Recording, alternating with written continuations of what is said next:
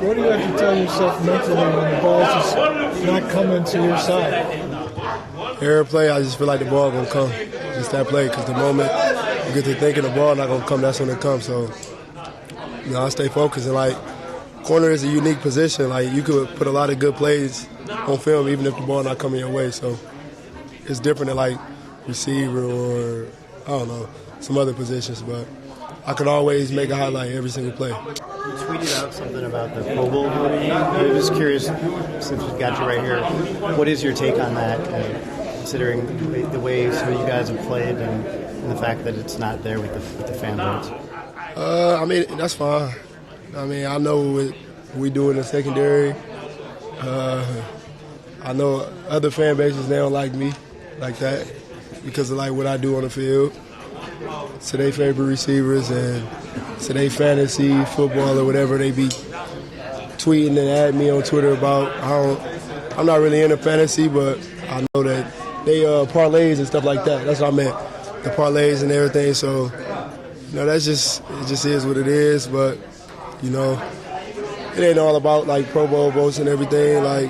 Of course, it's good to go to the Pro Bowl. I would like to go again, but at the end of the day, I enjoy just being on the field with my brothers. You know what I mean? You like other teams' fans not liking you? Yeah, I do like that. I kind of knew it was gonna be like that when it came to the fan voting, because I feel like last year it was kind of similar, but other fan bases they was rocking with me heavy still. But it's now, because you gotta think I came from Cincinnati, so when you in the little pre-draft process, they oh yeah, he's going to be the underdog, this, and that. But then when you get in New York and you making plays, it's I'm making plays and I was the underdog they said I was going to be. But now they don't really like when I get to making plays. But that's just how it is. It's always like that. You know what I mean? You got guys like Woolen. Anytime I get on Twitter, I see negative stuff about all of us. But it's he was a fifth round draft pick, and he was making plays a first rounder. And people were saying he was the underdog, but then when you get to making plays, then it's as if they didn't expect him to make the plays he making. You know what I mean? So it'd be like that. Is it almost like a sign of respect if the other team's fan base don't like you because you're making plays? Oh, yeah, most definitely. That's why I admire it. I'm young. I have fun. I have fun with it all. You know what I mean? When they on Twitter calling me the P.I. merchant, whole merchant, all of that, I be smiling at it. You know what I mean? Because at the end of the day, I probably got one illegal contact or something like that out the whole season. But just being able to see that is it's pretty cool because, it's a whole different fan base, but they just be worried about what I'm doing. So, hey, like Coach Salas said, if you ain't got no haters, you ain't popping. They've got a pretty good receiver core. Unfortunately, they lost one of their best receivers, Tank. Tank, he a good receiver, but the other guys they got they good as well. So, and they got a good quarterback like C.J. who facilitate the offense extremely well. So, they got a lot of good on that offensive side. How do you feel the reaction's been inside the locker room, going back to Zach, and just the vibe around the team, and whether you think that might be a spark for you guys? We got good vibes in here. We always gonna have good vibes. At the end of the day, ain't nobody perfect. We are human. You know what I mean? So if things ain't going right on the field, that don't mean we just point fingers and take it out on each other. So it's been good vibes. Do you have a relationship at all with Derek Stingley just throughout the pre-draft process? Yeah, we trained together in Texas. So, yeah, we got a little relationship for sure. Have you watched him at all over the last 3 games, or have you followed his career over the first 2 years? No, not really, but I always see when he make plays. It'd be on social media, so it's good to just see him out there balling, making plays. He got some picks this season, so he got a lot of production. So it's good to see that for him.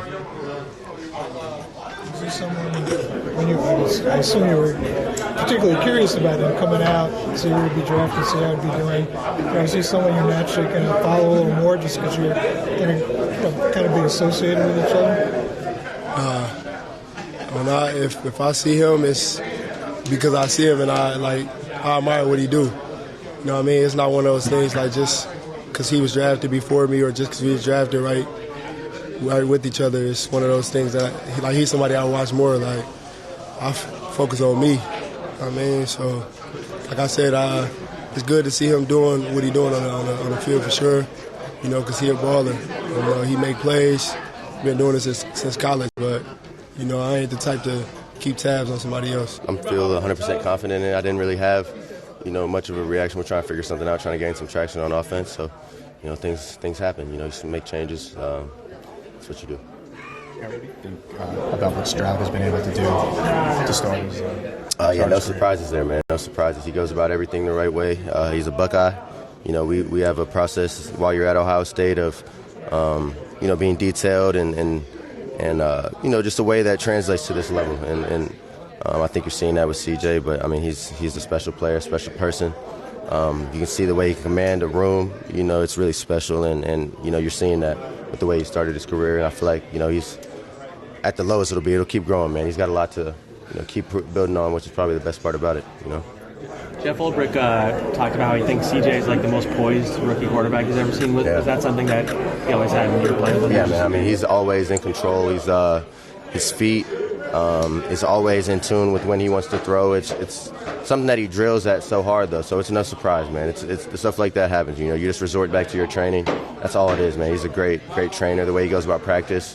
And it's no surprise. It's no secret to how to get to it. But he's gone about things the right way, man. And, he's reaping the benefits now. Do anything differently in the rain versus when it's sunny or indoors? Like what changes? More body catches. Your feet, you try and make sure you're really controlled with your feet and let them fall. That's like the mindset. If I can be really good with my feet, really clean, and let them worry about the rain because we're both dealing with it. So it's just how can I be better than the next guy? You just got to be extra detailed. You can all of a sudden drop a ball that you have no clue how you dropped just because you took your eye off of it. So just things like that. Coach Sal was talking about how their defense similar to this defense here. Yeah. Do you see that on film, and is it a benefit for you that it is similar, that you go up against these guys every day? No, yeah, it's the same defense, structurally, and for us, we get those opportunities to go against our defense all training camp. So you kind of resort back to those reps that you've banked, from a few months back, and can pull those back out, and you can ask our defensive questions on how they'll react to this. It's really beneficial, so it's exciting. I know they're going to be watching to see, if they can pick up some pointers, but, it's one of those things where, Coach Sal always talks about it. This defense, it's a copycat league. His defense is one of the best in the league. We're going to see it a lot, so, trying to find a way to take advantage, make some plays. What do you see from Stingley? He was drafted high with Sauce. Yeah. What do you see in his development and the challenges he brings? Yeah, man, the same thing that, I've known Sting for a while and played against him. Same thing that he's always brought to the table, man. He's a great ball hawk. He knows where the ball is. He's going to make a play on the ball. Great in his technique. He watches film. He knows what to expect. And, man, I'm excited to see him. First of all, I'm excited to go up against him. He's a good player, great dude. And like I said about C.J., man, he's getting everything he deserves right now.